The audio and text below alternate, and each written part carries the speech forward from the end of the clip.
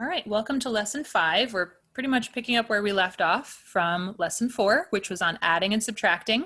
Now we're going to be covering multiplying and dividing, and these rules are dealing with signed numbers. So that means we're dealing with positives as well as negatives.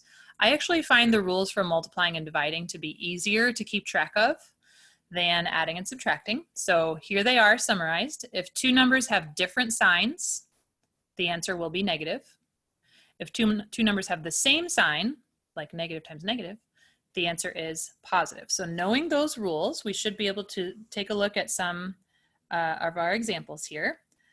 Number 1 is 4 times negative 6. So we have different signs, which means our answer will be negative. So I'll do 4 times 6, which is 24. But since the signs are different, my answer is negative. So the answer here is negative 24. So 4 times negative 6, negative 24. Number 2, we're multiplying some fractions. Negative 11 fourths times 4 elevenths. These numbers also have different signs, so our answer will be negative. When we multiply across here, there's a couple ways to do this. Remember, with multiplying fractions, just multiply the numerators, multiply the denominators, and then reduce. So one way to do this is 11 times 4 is 44. In the numerator, and then 4 times 11 is also 44 in the denominator. Negative 44 over 44, that's just going to be negative 1 for my final answer. Now, I really could have reduced earlier. If I recognized the common factors earlier, I could actually sort of cross-cancel. So going back to the original problem, you could cancel those 11s. 11 divided by 11 is 1. You could also cancel the 4s. 4 divided by 4 is also 1. So you'd end up with negative 1 over 1. Either way, the final answer should be just negative 1. So I do want to point out right here, 11 fourths and 4 elevenths would be reciprocals of each other. And that's a word we're going to see a little bit later. Okay. The main difference there, though, is reciprocals have the same sign, whereas these have different signs. So a little bit different. Okay, let's continue. Number 3, dealing with some decimals. Negative 4.3 times negative 6.4. So this will be a positive answer because negative times negative is positive. Those have the same sign, so the answer will be positive.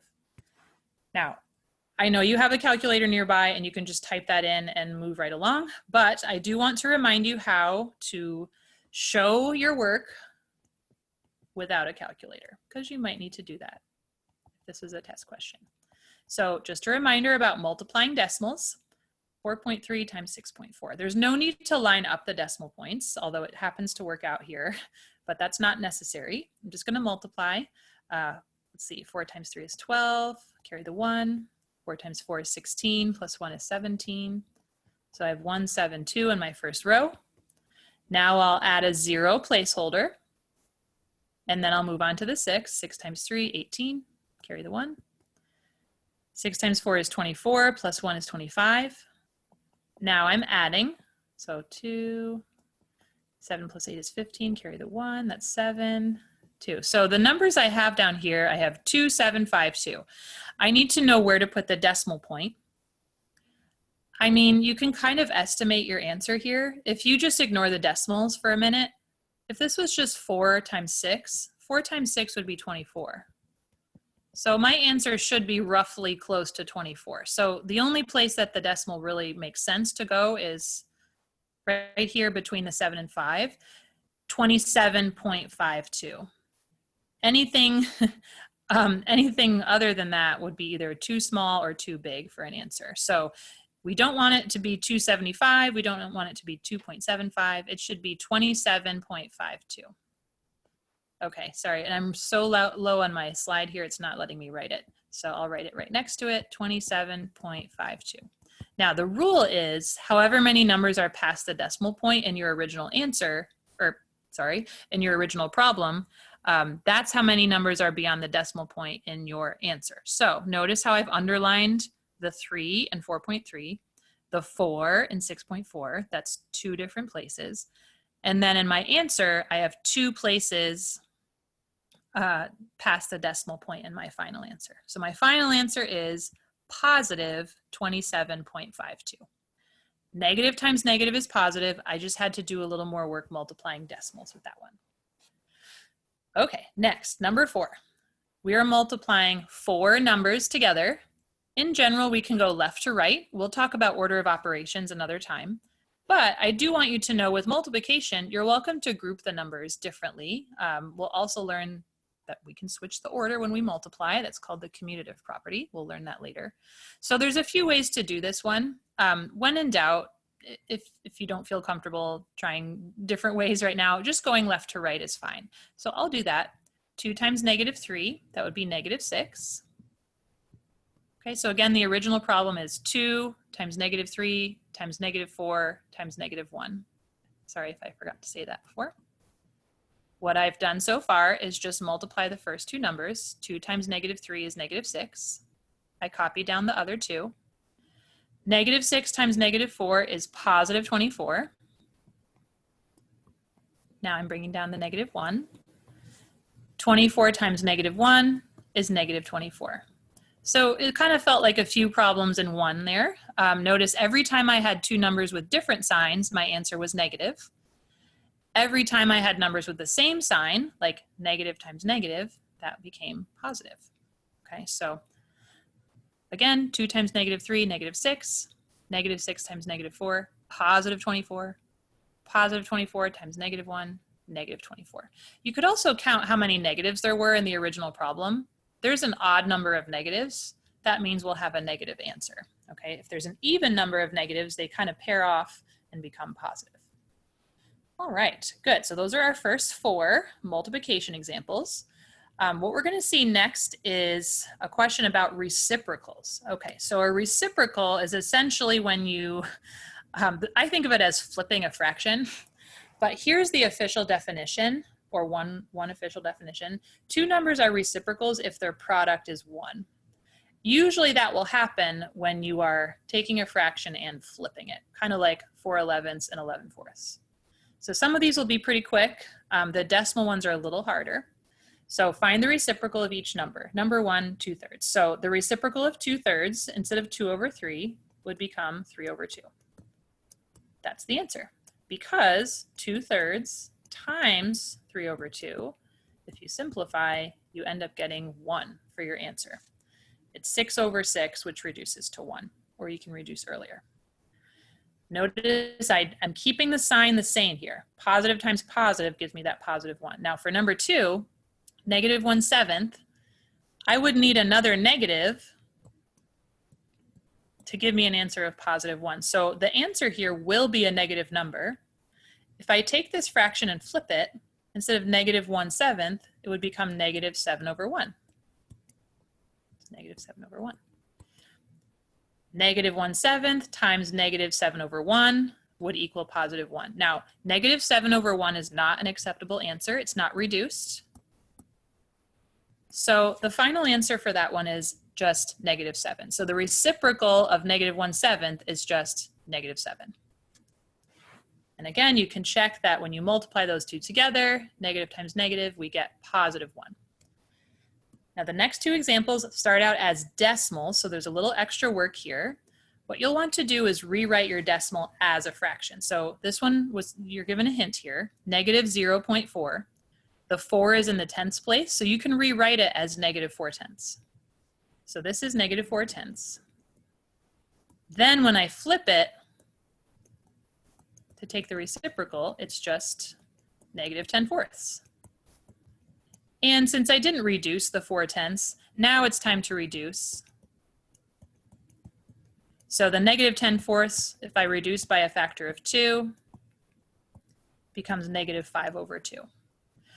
I could have reduced earlier with the 4/10. I could have reduced that to negative 2/5 and then flipped it. Either way, my final answer should be negative 5/2. Okay. I'm pausing my recording just for a moment. Okay, unpaused. All right, good. So just to recap, negative 0.4, we rewrote it as negative 4/10 because the 4 is in the tenths place. Then we flipped it to negative 10/4 for the reciprocal, and finally we reduced. Or as I showed, you could also reduce the 4/10 first to 2/5, and then flip that to get the 5 over 2. But notice that it is negative, okay? So the reciprocal of a negative number will still be negative because we need them to multiply to positive 1. So there's no changing signs here. All right, number 4 is similar. It's just a sort of a harder version of the same type of problem. 0.125. Okay, so the goal is to find the reciprocal. Let's rewrite this as a fraction first. Okay, so 0.125. 1 is in the tens place, 2 is in the hundredths place, 5 is in the thousandths place. So we can rewrite this as 125 thousandths. All right, to take the reciprocal, we can flip that fraction. Now we will have to reduce. It's your choice whether you reduce now or later. I'm just gonna get the flipping done first and then reduce. So I'm flipping it to take the reciprocal. Becomes 1,000 over 125. Now, there's quite a bit of reducing that needs to happen here. Okay, so you can see how these numbers both end in either 5 or 0. We can divide by 5. Could actually also divide by 25 or even 125. But let's divide by 5. I feel like that's what most of us would notice first. 1,000 divided by 5. Think of 10 divided by 5 being 2, and then just put the 2 zeros back on. It's 200. Okay, 125 divided by 5, that would be 25. So you might be pulling out a calculator right now, or using long division is fine as well. All right, we've done both of those things before, so I am not necessarily showing everything right now, but use a calculator or write it out using long division. 225, that's what we have, 200 over 25. We can reduce more. We can divide by 5 again. We can actually divide by 25. That's actually going to be the shorter way to go. So if you want to do that, that's fine.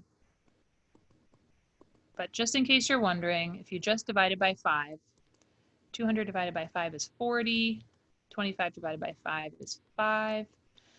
40 over 5 is where we are. Okay, 40 over 5 is the same thing as 40 divided by 5. The answer here is just 8.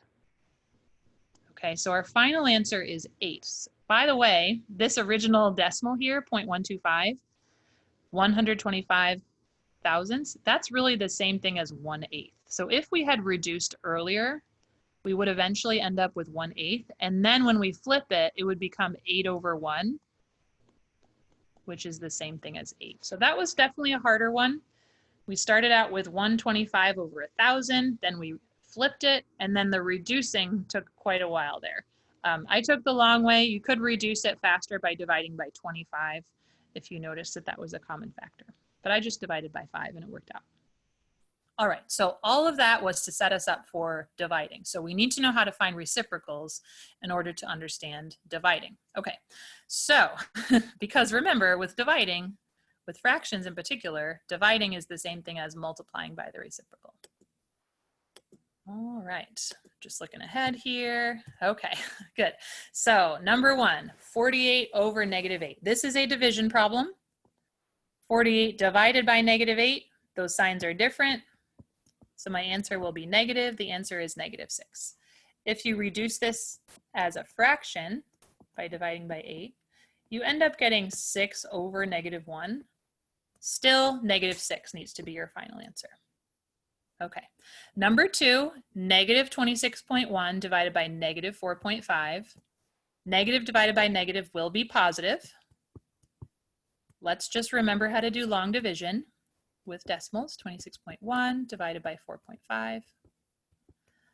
I want that 4.5 to be not a decimal. I want it to be a whole number. So I'm moving the decimal over 1 and doing the same thing to the 26.1. So when I rewrite this, I'm treating it now as 261 under the long division symbol, and then 45 is what we're dividing by. Oh boy, okay, so how many times does 45 go into 2? It doesn't. 26, it doesn't. Oh, this is one of those where you have to just immediately solve it, right? How many times does 45 go into 261? I don't know, that's what I'm trying to figure out. Okay. Let's see, I would maybe try 5 first. 45 times 5. It's usually a safe place to start. That's 225. I'll just try 45 times 6. This is just a little too big, I think. That's going to be 270. Okay, so it looks like 45 goes into 261 5 times. We get 225, so I'll subtract now. So I got 36. I'm going to keep going, add a 0, bring it down. How many times does 45 go into 360? Let's see. 6 is too small. 7. I'm going to try 8. And actually, lucky us, it actually works out perfectly. It goes in exactly 8 times. Okay, once again, I know you have calculators, but technically you're supposed to be able to show it this way, okay? So my final answer is positive 5.8, and I worked it out using long division. I had to do a little bit of moving decimal points to work that out. So positive 5.8 was my final answer there. And again, the original problem was negative 26.1 divided by negative 4.5, and I got positive 5.8. All right, number 3, negative 3/8 divided by 6. This is a fraction problem. Remember, with dividing fractions, keep, change, flip, right? Keep, change, flip. So I'm going to multiply by the reciprocal. The reciprocal of 6, remember, 6 is the same thing as 6 over 1. So the reciprocal of 6 is going to be 1 over 6. So when I rewrite this, I'll keep the 3/8, or excuse me, I'll keep the negative 3/8, change the division sign to multiplication, and then flip the 6. 6 over 1 flips to 1 over 6. Now I can multiply across. Negative 3 times 1, and then 8 times 6. I'm actually going to reduce first. I can reduce that 3 and the 6. They both have a common factor of 3, so I can divide by 3. 3 divided by 3 is 1, 6 divided by 3 is 2. Now when I multiply across, it's going to be negative. 1 times 1 is 1 in the numerator, and 8 times 2 is 16 in the denominator. So my answer is negative 1/16. And I guess I should have mentioned at the beginning, we knew this answer would have been negative because the signs are different. Negative divided by positive, negative, because the signs are different. All right. Good. A couple more division problems. Here's another division problem with fractions. Negative 21/5 divided by negative 35/3. Negative divided by negative will be positive. So just making a little note of that.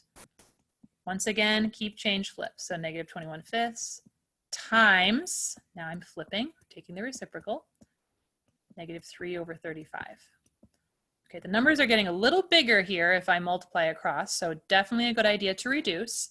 The 21 and the 35 have a common factor of 7, so I will divide by 7. 21 divided by 7 is 3.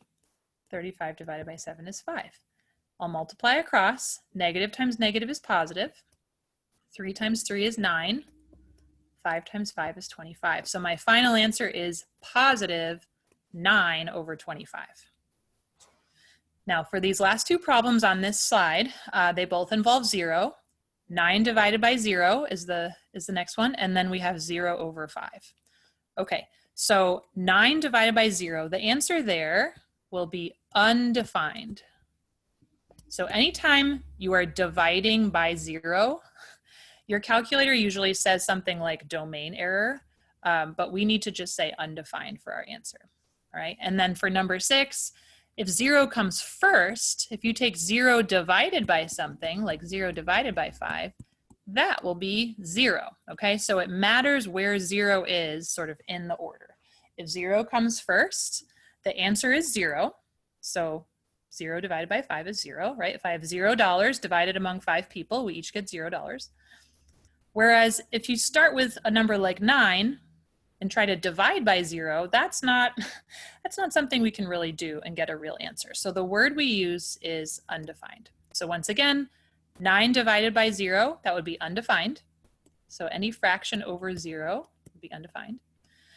0 over 5, or 0 divided by 5, or 0 divided by a number will always be 0. So make sure you got those two down and you can tell the difference there.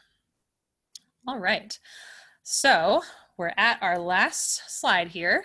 Putting it all together, we are going to be asked for the opposite of each number as well as the reciprocal of each number. Okay, so remember, opposite means you're taking the opposite sign, positive versus negative. So the opposite of -5 is +5. So for number 1, we're given -5. The opposite is +5. For part B, find the reciprocal. The reciprocal of -5 would be -1/5. So again, opposite means you're changing from positive to negative or vice versa. Reciprocal is when you flip. So just to recap for number 1 here, -5. The opposite of -5 is +5. The reciprocal of -5 is -1/5. And again, that's flipping and recognizing that -5 is really over 1, and then I can flip it to become -1/5. Last one, number 2. This is a decimal, 0.35. The opposite is -0.35. The reciprocal, that's going to take a bit more work. We can't really flip this decimal until we rewrite it as a fraction. So 0.35, that 5 is in the hundredths place, so I can write 35 hundredths. Then when I flip it, it becomes 100/35. Finally, we'll reduce by dividing by a common factor of 5. 100 divided by 5 is 20, and 35 divided by 5 is 7. So my reciprocal answer is 20/7. Okay, so to recap that question, 0.35, the opposite is -0.35. The reciprocal of 0.35, what we had to do is change it to a fraction. So 0.35 became 35 hundredths. We flipped it to 100/35, then we reduced it. You could also do that in the opposite order. You can reduce first and then flip. Either way, you should end up with 20/7 for our final answer. All right, good. So we are done with lesson 5. I know in these past few videos, I have not been showing MyLabs Plus examples. So please be sure to ask questions as you have them when you're working on the homework, and that's a perfect thing to bring up at our class meetings on Tuesday or during office hours on Thursday. All right, so we've made it to the end of lesson 5, and I'll just remind you in our first unit, there's 8 lessons. So this was lesson 5. We still have 6, 7, and 8 to go before our first test. All right, thank you.